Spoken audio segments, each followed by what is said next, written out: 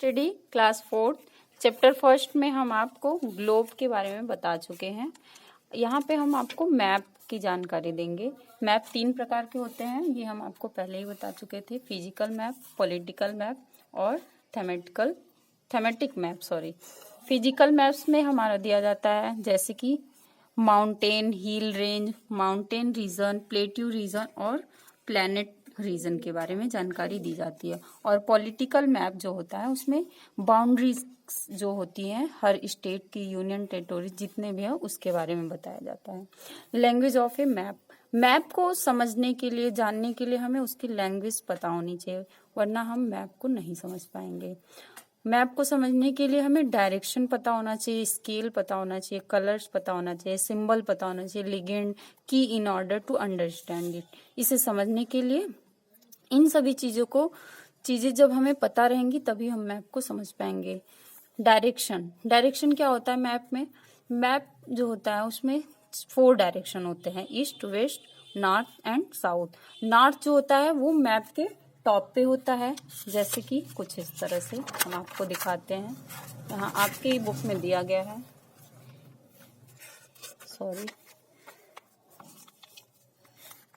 ये जो मैप में सबसे टॉप साइड होता है वो नॉर्थ होता है, उसके जस्ट अपोजिट डाउन साइड पे बॉटम यहाँ पे होता है साउथ, ईस्ट होता है राइट साइड और वेस्ट होता है लेफ्ट साइड में।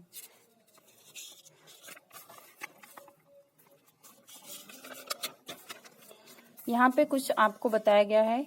We know that north, east, south and west are the 4 main direction. ये चारों मेन डायरेक्शन होते हैं, इसके अलावा भी 4 डायरेक्शन और होते हैं। वन ऑन ए मैप, एक मैप पर द टॉप सो नॉर्थ, जो टॉप होता है वो हम आपको अभी बताएं, टॉप पे नॉर्थ, बॉटम पे south, east right side, west left side में शो किया जाता है।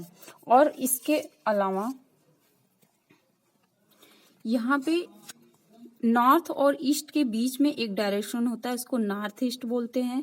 ईस्ट और साउथ के बीच में डायरेक्शन जो होता है उसको ईस्ट साउथ बोलते हैं। और वेस्ट और साउथ के बीच में जो डायरेक्शन होता है उसको वेस्ट साउथ, और वेस्ट और नॉर्थ के बीच का जो डायरेक्शन होता है उसको वेस्ट नॉर्थ के नाम से जानते हैं। यहाँ पे अब स्केल के बारे में बताएंगे हम आपको। Map depict an area which is very large on land, यानी कि मैप का जो सबसे लार्ज एरिया होता है उसको स्केल के द्वारा समझा जाता है। Therefore it is not possible to show the size of each country and city of the earth on the map, यानी कि मैप पे हम किसी भी कंट्री या फिर सिटी का पूरा लार्ज एरिया को तो दिखा नहीं सकते, तो उसको हम किसके द्वारा दिखाते हैं? स्केल के द्वारा मैप पे शो किया जाता है। इसलिए map are made according to a scale, इसलिए मैप को एक स्केल के अकॉर्डिंग बनाया जाता है। चलिए तो हम आपको स्केल समझाने जा रहे हैं। Let us take A and B as 2 place on a map. मानते हैं हम हमारा ये जो मैप है इस पे हम 2 प्लेस लेंगे, ए एंड बी। कुछ यहाँ से यहाँ तक ले सकते हैं आप, कहीं भी आपको 2 पॉइंट मानने हैं, ए एंड बी। अब उसको हम मान लेते हैं द एक्चुअल डिस्टेंस, यानी उसका रियल डिस्टेंस क्या है हमको मानना है, सिर्फ है नहीं। तो उसका एक्चुअल डिस्टेंस क्या है बिटवीन ए एंड बी, यानी ए और बी के बीच का जो डिस्टेंस रहेगा वो कितना रहेगा? 200 किलोमीटर।